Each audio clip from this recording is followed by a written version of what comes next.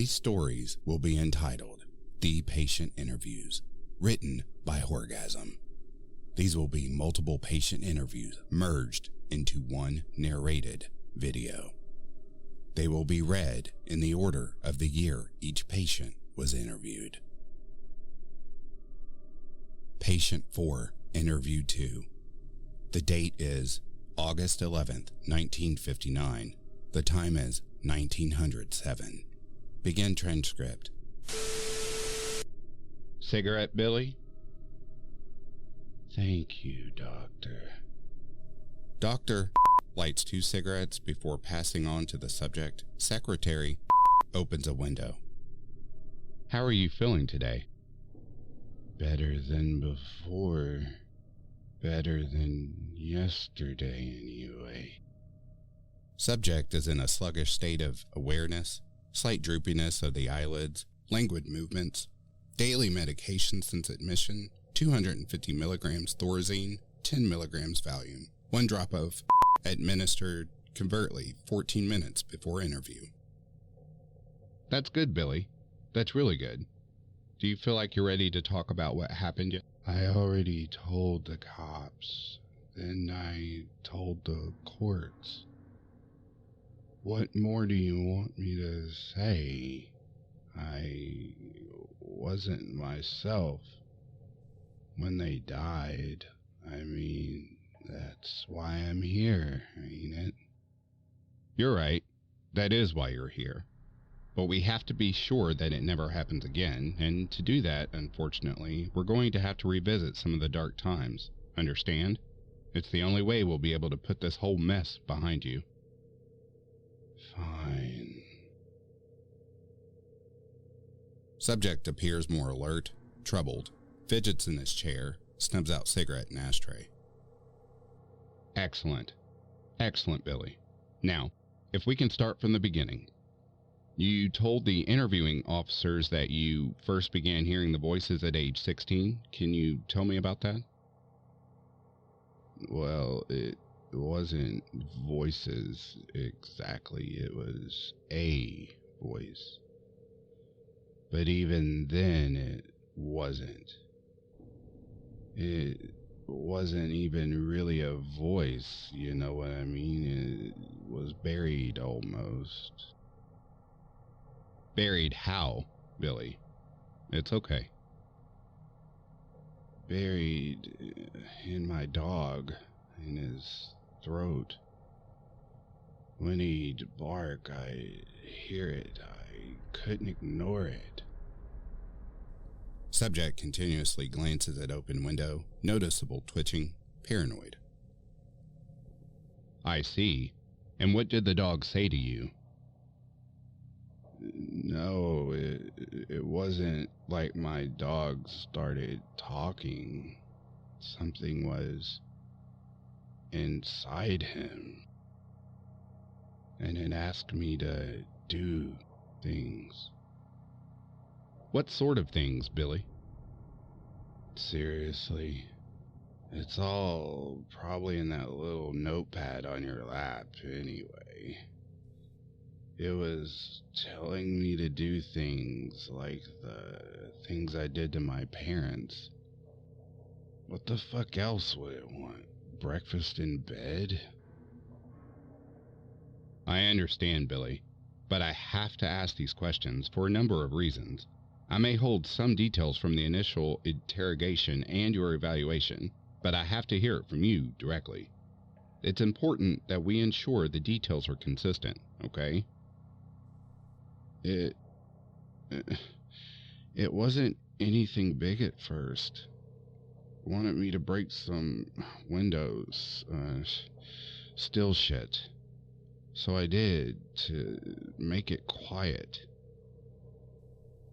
And you say the voice came from inside your dog? That's right, but after a while it didn't even matter whether I was home or not. It came to me in my head anyway, so eventually I didn't bother trying to stay away until it started asking for my parents. So the voice found you regardless of where you went, yes? I see. When did you decide to follow through with its demands? I was so tired, Doctor. You gotta understand. It isn't my place to judge, Billy. I'm only here to help. 2 years is an awfully long time to deal with that situation. You turned 18 last March, is that correct?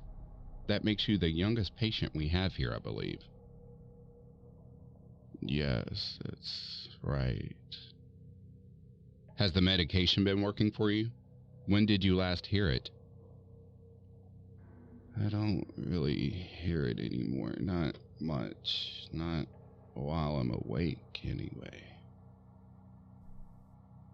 Well, I'm sure that'll pass for further treatment. Dreams are where we witness our trauma made manifest. They're a form of passive therapy in themselves, in a way. Can you tell me what it says to you while you're asleep? No, I can't, actually. I can't get any words out of it. It's just howling at me, screaming like it's in pain. I see. Now, when you agreed to give your parents to it, did the voice stop? Subject examines his hands in front of his face, giggles. Everything all right, Billy?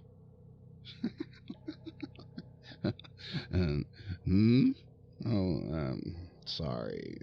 What was the question again? The voice. When did you give the voice what it wanted? Did it stop? Well, sort of. Subject is suddenly overcome with a rigid, solemn expression, skin pale, clammy. What do you mean by that? After I did it, after I shot them, it left me alone for a while. Stopped talking in my ear. It was just me and the dog. And I thought it was gone for good. Finally. But I was too scared to call anybody. So for a few hours, I just sat there on the couch. I'll tell you, in that moment, man, I wished it'd just been me instead, Fuck, it's like I should've... Billy, we need to stay on track here. Can you tell me what happened next? When did you call the police? I was going to. I was working up the nerve, I guess. So after I got myself together, I picked up the phone and dialed 911. It answered. And it didn't stop whispering once I slammed the receiver down, neither. It said I wasn't done yet. What did it say, Billy? It said, "Feed me their faces."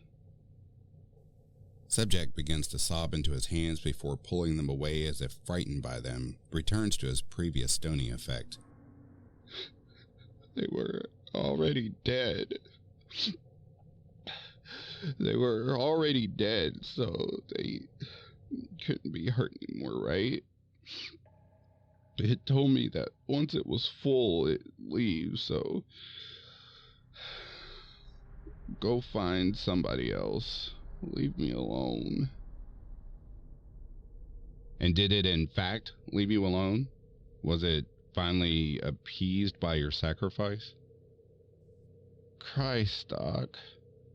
You make it sound so fucking biblical. Well? It's all in my head, Doctor. Surprisingly, they don't play fair up there. It's still around. But it doesn't ask. It doesn't need any more people.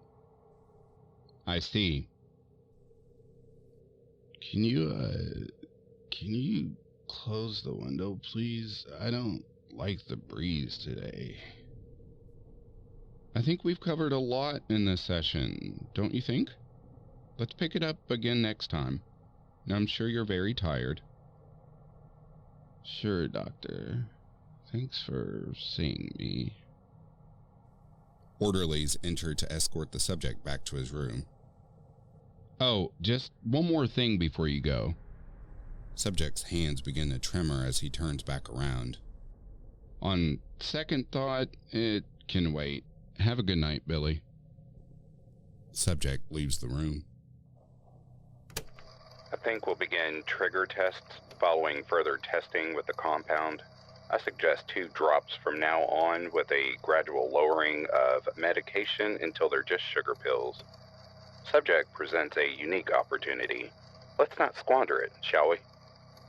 Interview terminated at 7:22 p.m. End transcript.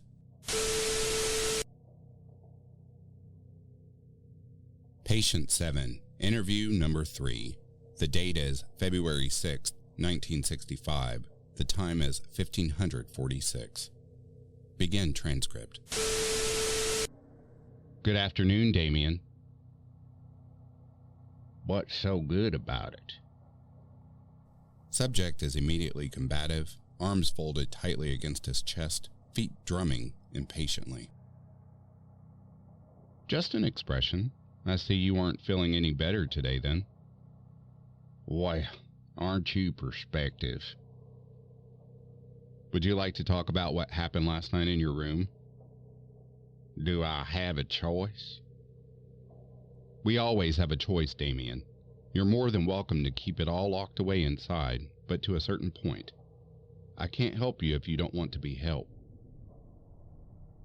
That's the thing you people never seem to understand. I don't want to be helped, because I can't be helped. I know that. So why don't you just take my fucking word for it, You were very lucky that you weren't paralyzed. A sudden drop from that height would not break your neck, but it very well could have damaged your spine. Did you think that we wouldn't notice you dangling there for the several grueling minutes it would have taken for you to perish from asphyxia? Why won't you just let me die? That would be unethical, Damien. It'd go against my oath as a professional. Bullshit. You know what's unethical? Depriving a man of his God-given right to euthanasia. You believe in God now, do you, Damien? It's just an expression. It means that by forcing me to continue on living, you're breaking your precious moral code, or whatever it is you tell yourself to get by. What happened to you, Damien? Why are you like this? Fuck you. Do you want me to tell you that Mommy didn't hug me enough, or that Daddy never came to my fucking ball games? Do you want me to tell you that my uncle touched me, or some other sick justification like that? You doctors, you're so full of shit. Sitting behind your big desks with your pen and paper as if you have the slightest idea what you're talking about. As if you could ever understand. You don't, and you can't. You know how I know? Because nobody does, and nobody here pretends to is a liar. You are a liar. Well, I'm sorry that you feel that way, Damien. That must be really hard for you. Go fuck yourself, dickwipe. Okay, let's pick this up again tomorrow morning. Perhaps a good night rest will freshen your attitude. Subject smirks, seems on the edge of a violent response. I'll have them administer a sleep aid, don't you fret. Subject slumps back into a seat, awaiting orderlies to return him to his room. You know what, Damien? I have a really good feeling about this. I think we may just turn you around yet. Wait and see. Yeah, right. Turn me around so you could fuck me in the ass, more like. You do that to all your patients? No need to be crass, Damien. Orderlies enter and escort subject out.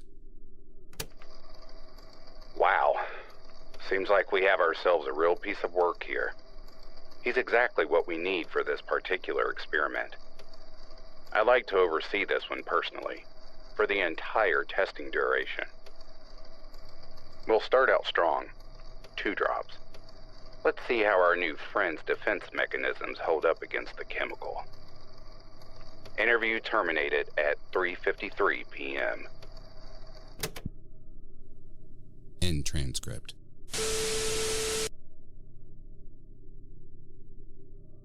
Patient 7, interview number 4.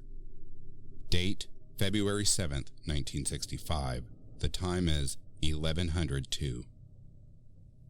Begin transcript. Subject slip dose 33 minutes before interview. 3, 1 in error, drops, total. So, was I right or was I right? I find a good night's sleep never fails to lift the spirits. Fuck. I really don't know. I guess I'm still a little groggy from the sleeping pills. But you do feel better, yes? Perhaps even in some vague way that you can't quite place? Yeah, exactly. How'd you know that? Just doctor's intuition, I suppose. Subject is calm but restless, continually stretches, massages hands, pupils beginning to dilate and constrict erratically. Now, when we spoke yesterday, you were quite unwilling to have a conversation with me. A productive one, anyway. Do you feel like that's something you'd be able to indulge me with today? I suppose that would be nice. Excellent, Damien. I'm very proud of you. Thanks, Doctor. I suppose somebody should be, right? We all need that from someone, of course. Otherwise, problems begin to creep in. Doubts. Could you tell me about some of the doubts you've been having recently? Well, I can be honest, right? Of course, Damien. Speak freely, by all means. I have doubts about everything, I think. Could you elaborate on that, please? Could I what? Elaborate. Explain, I mean. I just don't seem to see things the way everyone else does. It's like everything we do, it's all just one big exercise in futility, you know? Eating just to get hungry again, sleeping just to get tired again, working so you can go home and repeat it all over again until you're too old to continue. I don't want any part in it anymore. Subject's affability remains but is drained of previous enthusiasm. Subject gradually becomes rigid in his chair, tense. I understand. I can see how that could be very troubling. Do you understand, Doctor? Really? I'm trying to, Damien. I'd like you to help me see it how you do. That way I'll perhaps be able to help others in a similar situation. All right. Let's start off lightly with some simple questions. Just answer with the first thing that comes to your mind, okay? Yeah. Great. What is your favorite color? Subject doesn't respond for 20 seconds, seemingly confused. You mean like the ones I can see right now? In this room, or just in general, Damien? And remember, try not to overthink it. What color do you like the most? Blue? Okay, next question. If you were an animal, which animal would you be? Well, I mean, I'm a human. No, Damien, that isn't quite what I meant. Shit, I'm fucking it all up, aren't I? It's all right, don't worry. Would you like me to rephrase the question? Yes, please. If you were to be an animal, a non-human, which animal would you be? Subject appears baffled. A full minute passes. I don't think I like this question, Doctor. That's fine. Let's move on. I'd like you to close your eyes for a moment and we'll do a quick mental exercise. Are you okay with that? Okay. Subject closes eyes and relaxes into his chair. Whoa. Everything all right, Damien? Yeah, it is, actually. Now, I'd like you to imagine that you're on a beach. A vast, endless beach that stretches into infinity on either side of you. Ahead, the ocean laps the sand calmly.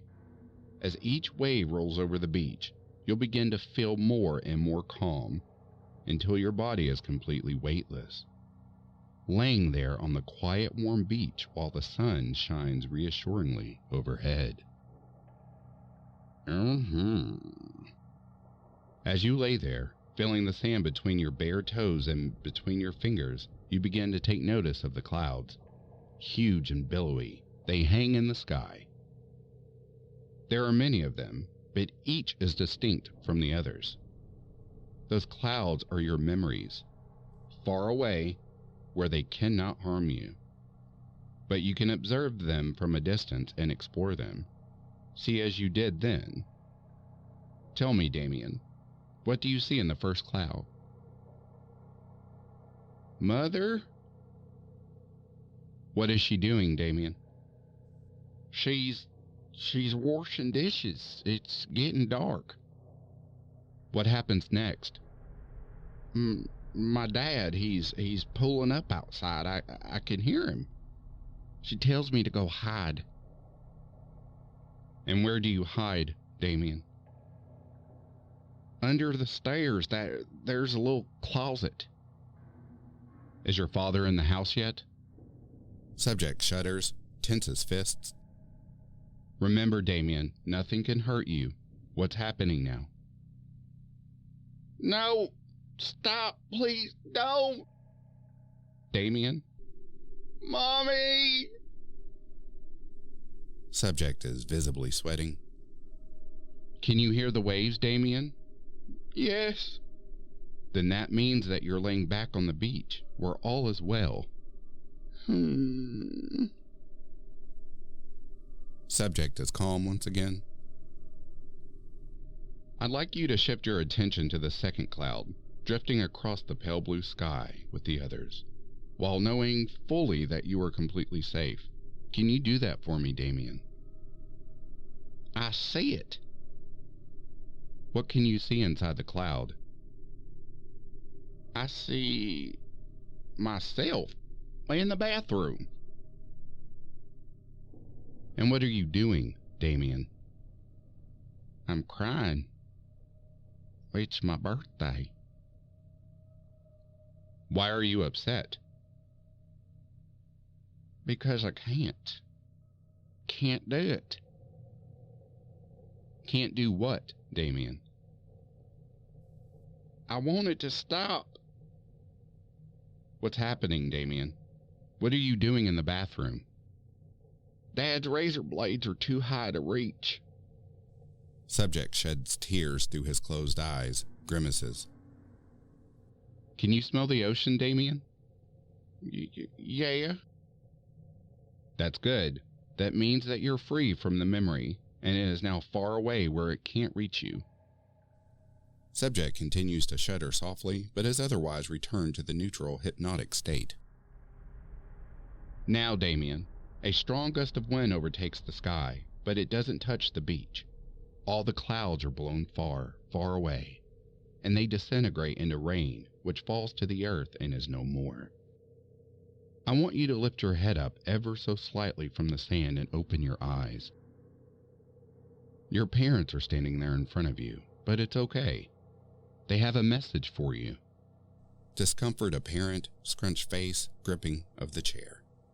They want to tell you that they're sorry. They're so sorry for what they did to you. And they love you more than the world itself.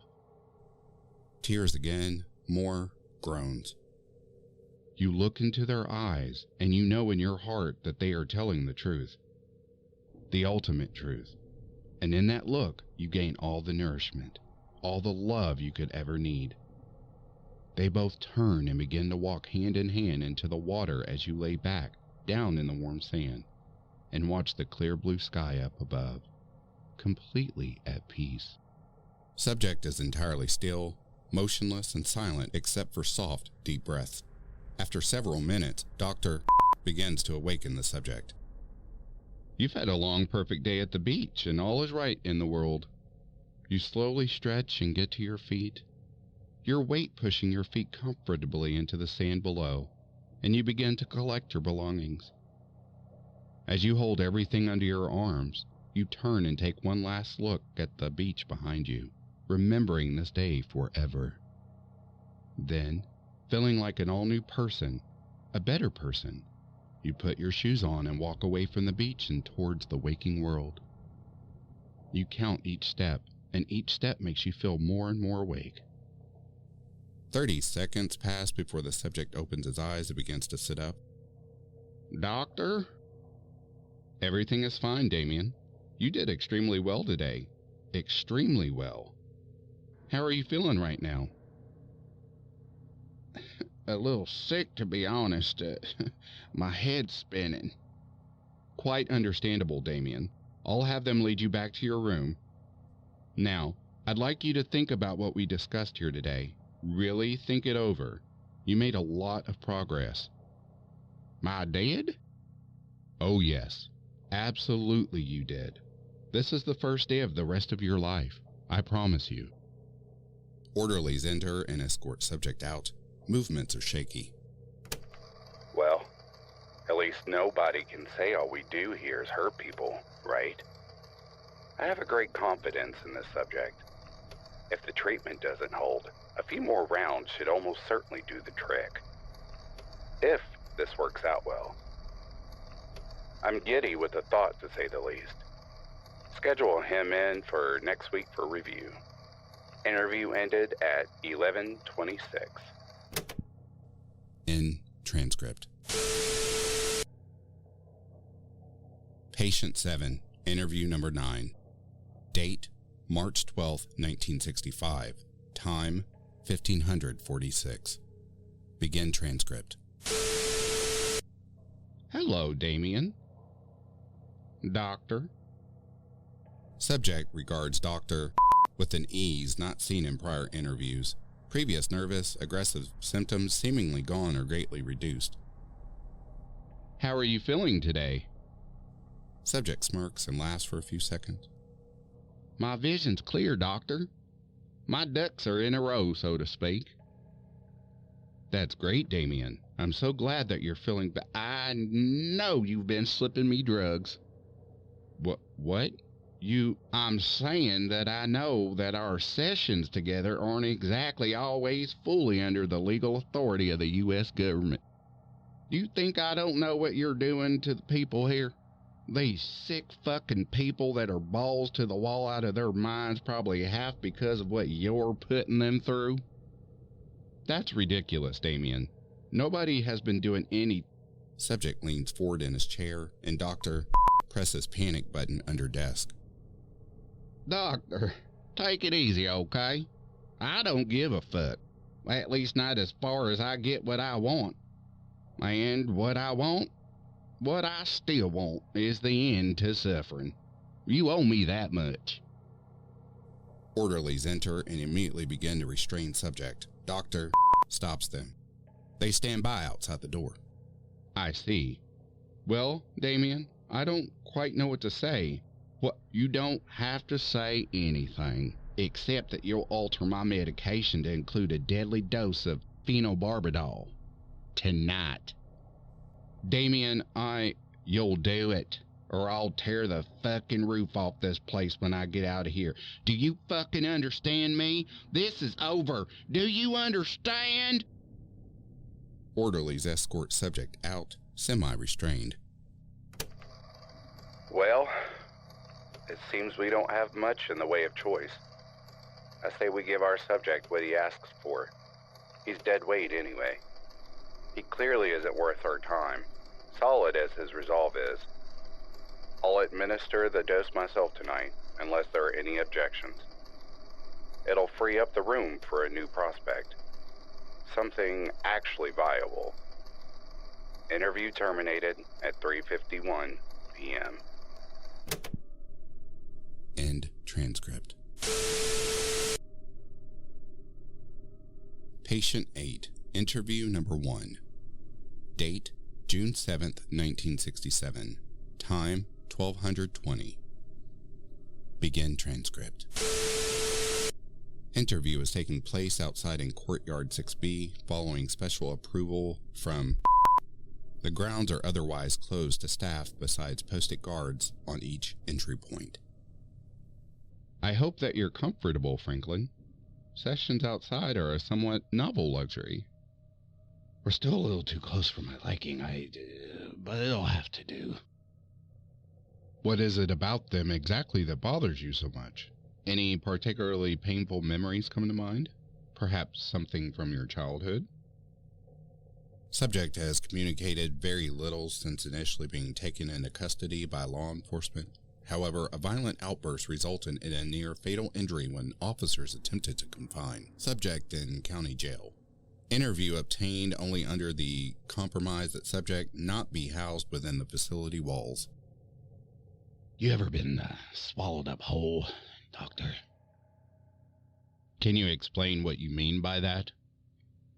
I used to come home from school and all my friends would run along and I'd be stood there on the sidewalk, just looking up, ready to be eaten, devoured, you see. No, Franklin, I can't say that I do. When you say eaten? Think about it, literally, all right? If you were to get swallowed whole, it ain't the monster that kill you. It's the things inside that get at you. Acid, gut bacteria, digestive enzymes. It's the stuff inside that does the damage. Tell me what you remember about the incident that led to your arrest. Do you know why you're here? Subject laughs, wheezing. Yeah, I know why. But why I'm here? It's this place that I ain't so sure about. What hospital is this anyway? That isn't particularly relevant, Franklin. You'll likely be moved to a new location by end of the month. So what does it matter?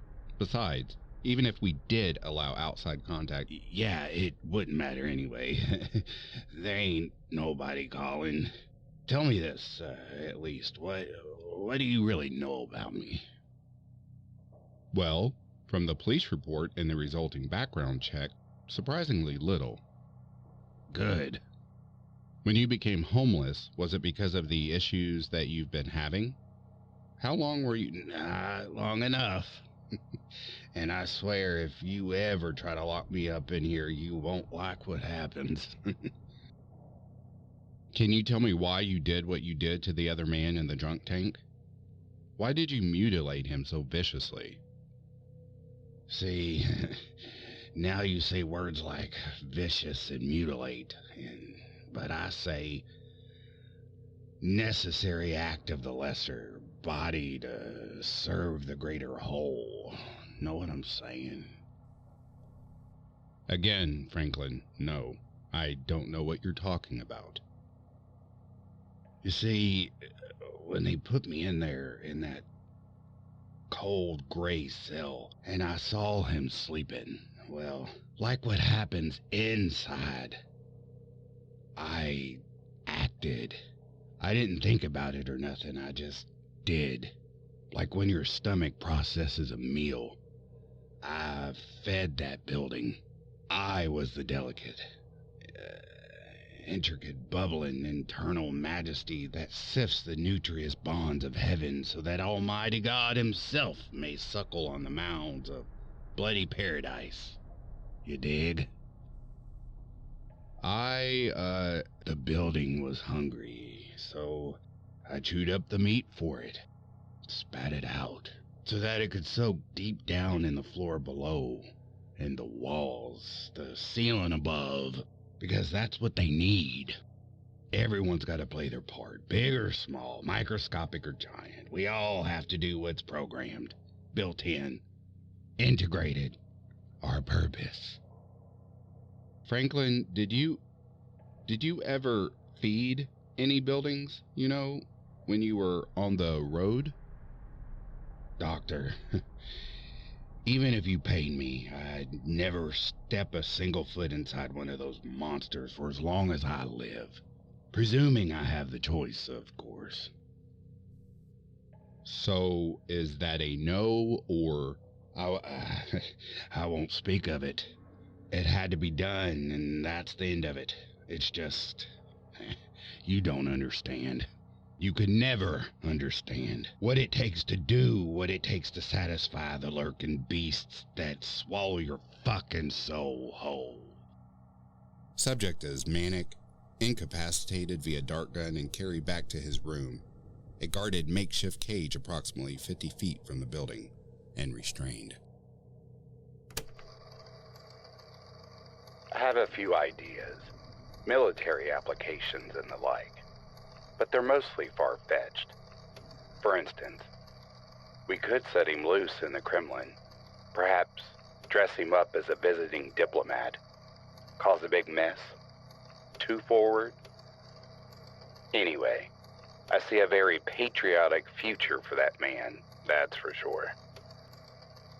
Maybe more domestic locales should be considered.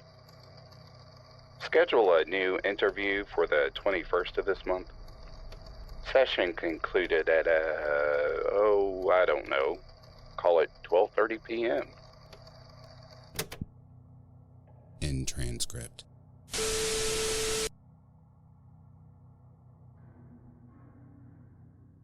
Patient 9, interview number 10, date January 4th, 1968, time 10:04.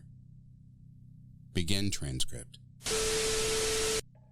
Good morning, Maisie. How did you sleep last night? Are you still experiencing the nightmares? Subject is visibly nervous, eyes down at her feet. Nothing is said for 1 minute and 10 seconds. Maisie? He was in my room last night. Excuse me? Could you speak up, please? He was in my fucking room last night, Doctor. The man from my dreams. I see.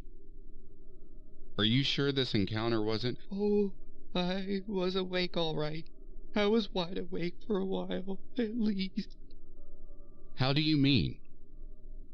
Well, I was asleep.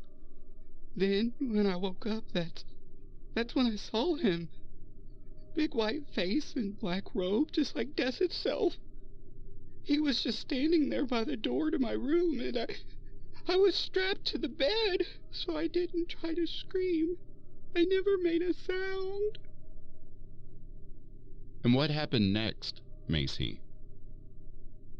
It all became, I don't know, hazy. After a few hours, I must have fallen back asleep. I wouldn't have believed it myself if you told me, but... Subject seems to trail off before regaining her train of thought. I know it wasn't a dream. It wasn't. Surely one of the orderlies saw something, right? Black robe, white face, white like bone. Maisie, there is absolutely no way anyone could have gotten into your room last night. It's simply impossible. Our hallways are monitored around the clock. You know that. Subject is shaking, hyperventilating. Nobody was in your room last night, Maisie. I promise. If some joker was prancing around like it's Halloween in here, I'd know it. I assure you. Subject begins to sob. But it felt so real. It seems we may need to begin administrating medication, a nightly sedative perhaps. Let's get you out in the garden then, shall we? It's a lovely day, Maisie. He was there. I know. Subject is escorted out. Subject shows a lot of promise. I recommend further nightly exposure, also during the day and in other areas of the facility where possible. Perhaps have 2 prowling at the same time for maximum effect over time? Have one of the boys run down and buy another of those costumes. Get a few, actually. Interview terminated at 10:12. End transcript.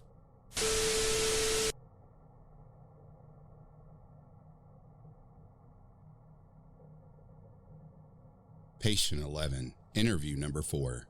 Date, July 10th, 1969. Time, 20:04. Begin transcript. The light went out again last night, Doctor. I swear it was even longer than last time. Again, you say? Well, unfortunately, our recent electrical issues haven't yet been fully straightened out. I'm afraid you'll have to bear with us for now.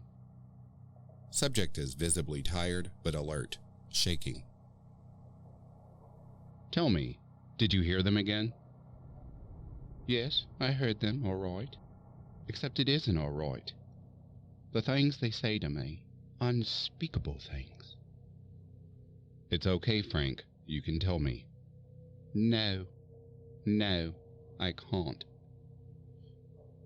It's safe in the light, remember? That's what you told me when you first arrived here, that nothing can hurt you in the light. Subject frantically shakes his head. Okay, Frank, how about we start from the beginning? Do you recall when you first felt afraid of the dark? Ma would put me in the basement when I'd mess the bed. I'd scream and I'd scream, but there wasn't anything but the quiet that answered back. Is that where you started hearing them? It was whispers, coming from all over the darkness. A few at first, then lots more. Too many. I couldn't see, but I knew they were there, just out of reach. I see. And these whispers, did they persist after you left home? Not at first, no. Not at first. I'd convinced myself that Ma's house was haunted. Restless spirits and the like. I thought I'd escape them. But you can't escape the darkness, Doctor. Never. Has the content of the whispers changed over time? In the basement, some of them wanted to be my friend. That's what they said, anyway. The rest hated me. Said I belonged down there, with them. And now? They're nobody's friends, Doctor. Not even the devil's. How do you mean, Frank? The things they tell me about bombs that split people. Split them from their bodies and trap their souls in the earth. Clowns that take children in the night. Then they become clowns too. Secrets normal folks aren't meant to know about. See, Frank? You just told me what they say and everything's still all right, isn't it? You haven't burst into flames or been dragged down to hell. Nothing has changed. Subject's eyes are wide, tightly gripping armrests. Oh no.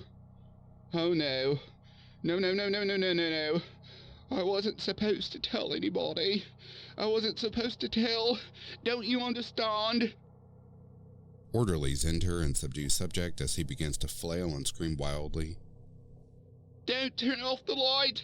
Please! Don't turn it off! No! Subject is removed and returned to his room. Ooh. We have to develop trust if we hope to explore the subject's psychosis. Suspend the blackouts, at least for tonight. We'll use the reassurance that we've fixed the issues with the power as positive reinforcement in order to facilitate an open dialogue. Interview terminated at 8:10 p.m.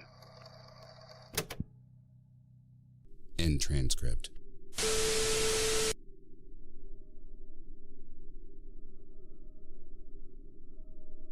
Patient 16, interview number 66. Date, August 7th, 1972. Time, 1641. Begin transcript. David, how are you feeling today? Subject is tense and aggravated. Continued spasms of the hands and incessant tapping of the feet. Cheap, cheap, cheap. Your tie is cheap. Subject laughs in a high pitch for over a minute, gripping his legs. That's how I'm feeling. That's how we're all feeling. Inside down here. We all know your tie is cheap. David, we've had this discussion many times during our previous interviews, remember? I'm not wearing a tie. I never wear a tie, in fact. Do you think perhaps that you're confusing me with one of the other doctors? Lies! Lies! Lies! Your tie's on the inside. We can see. Subject gradually assumes the fetal position on his chair with his arms wrapped tightly around his legs as he chuckles to himself. Subject begins to slowly rock back and forth, causing the metal frame to crack underneath him. Lies. Okay, David. How about your medication? Have you been feeling any better since you arrived at the hospital? Are the treatments having any effect? You'll never break us, you know. You know, you know that? We're too smart for ya. The subject's foot slips from the chair as he tilts forward, sending him into a frenzy. You fucking stooge! You slimy little frog boy! I want your tie right now! Give it to me now! The subject is restrained and a sedative is administered before being returned to his room. Until next time, David. Doctor removes his tie and scribbles several notes. This concludes this portion of the experiment. The time is 4:45. Subject shows further significant mental degradation, but is still resistant. However, I believe that he's close. Bring in the next one, please. End transcript. Patient 18, interview number 1. Date, November 6th, 1974. Time, 0908. Begin transcript. Transcript taken verbatim as instructed. Hello, Wendell. How are you feeling today? Well, you see, Doctor, I'm not quite at rest in these here facilities. My soul, it hungers for the outside world. My African roots need the earth to communion with the older world. Wendell, you are not African. Your name is Wendell Ernest Spindle. Do you understand what I have just said? Do not believe such things. You, sir, the devil. The devil who come to take my soul. You are not a witch doctor, nor are you a Nigerian warlord. You are a janitor from Connecticut. Your parents' names are Jenny and Michael Spindle. Do you understand what I have just said to you? You are not the doctor here. I am the Lord's Messiah. Who are you? Who are you to impose the will of the man on me? Wendell, you aren't black. You aren't an albino African. In fact, you've never even been to Africa. Don't you talk to me about the albinos, boy. I cook up the bones real good for me voodoo magic and What did you do with the boy, Wendell? We know you took him. Why don't you just tell us where he is? the child is gone. The spirits have him now. Okay, we're done. Get him out of here. Now put a curse on you fake Dr. Man. Get off of me. I curse all you Subject is forcibly removed and returned to his room and strapped down. Restraints administered at all times due to subject's proclivity towards indecent face paint. Well, it seems like we got ourselves a real sick son of a bitch on our hands. And that's really saying something given the last one. I'm honestly at a loss. I say we cut him loose. We have no use for him. Send him back to the ward down south. He's too immersed in the delusion to work with, in my opinion anyway. Interview terminated at 9:12 a.m. End transcript.